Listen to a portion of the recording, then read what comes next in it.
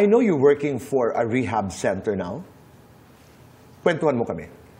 Kapag po umuwi po ako ng Bataan, nagvo-volunteer po ako sa rehab po. And isa po ako sa mga volunteer staff doon na nagbibigay ng testimony, lalo na kapag may mga special events po, like drug abuse, prevention and control, ganun. Mga patungkol po sa pag-iwas sa masamang bisyo. Kami po yung nagbibigay ng inspiration and yun, nagga-guide po sa mga residente na mga bagong pasok.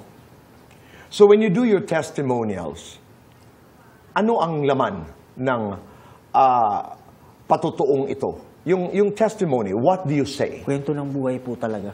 Yung tunay na kwento ng buhay po, kung paano ako nagsimula magbisyo hanggang sa napabisyo, may mga tropang kasama, tapos anong naging desisyon ko, bakit ako pumasok sa rehab, and ano yung feedback sa akin, hanggang sa nagbago, kinikwento kung paano magbago. Maraming bata ang nagmamasid ng pag-uusap na ito. Ano yung mga importanteng leksyon na nais mong ibahagi? Ano yung mga nais mong sabihin sa kanila para, in your words, makaiwas sa masamang bisyo? Siyempre po, yung kalusugan natin, pinakamahalaga sa buhay natin, and yung relationship with the family po. Yung pag-aaral, yun po yung wag na wag po nating papabayaan. Lalong-lalo na po yung pagdarasal po. Jiro, sa mga nangyari sa buhay mo, wala kang sinisisi? Wala po, Tito Boy. Kasi inihintay ko pa po yung siguro yung mas, mas para sa akin. Kaysa po makipag-unahan ako sa iba na baka madapa ako ulit, magkamali na naman ako. Pag naalala mo ang mama mo, what comes to mind?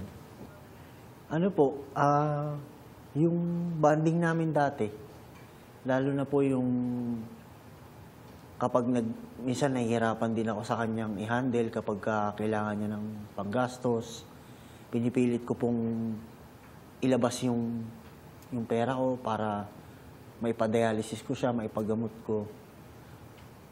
Tsaka po yung kasi may tinitirahan po kaming bahay noon, magkakasama po kami ng kapatid ko. Yun po, yung sama-sama kami noon. Naalala ko minsan, napagkikwentuhan namin ng mga pinsan ko, nung buhay pa siya, tapos kahit nung wala na siya, nagpaparamdam.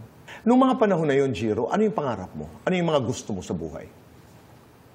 Gusto ko pong makatapos ng pag-aaral. Sabi ko dahil marami akong gustong pasukin. Lalo na yung mga pinaghirapan ko noon na pwede ko ipagmalaki. Ba't hindi mo pinuntahan yun? Dahil po siguro naging part ng experience ko yung madapa. At yung pagkadapa na yun ay may kinalaman sa droga. May kinalaman ba yung fame? May kinalaman ba yung malaki ang bayad sa pag-aartista? Malaki ba ang kinalaman doon sa mundo natin na ginagalawan? Kaya natapilo ka? Sa tingin ko po, sarili ko po yung nagkaroon ng problema. Wala po kasi akong sinisi ever since na kahit family ko po, minsan nag-aaway kami. Wala po akong naisumbat sa kanila na dahil sa ganito, kaya ako nagkamali. Dahil sa inyo, kaya ako nawala doon. Wala kang ganun. Pero nagagalit po ako. Minsan, naaaway ko yung mga pinsan ko, yung tito ko, ganun. Pero ano po yun paglalambing. Baby ka nang iniwanan ka ng mami mo, bumalik sa Japan, minahal at inalagaan ka ng Daddy Andrew mo.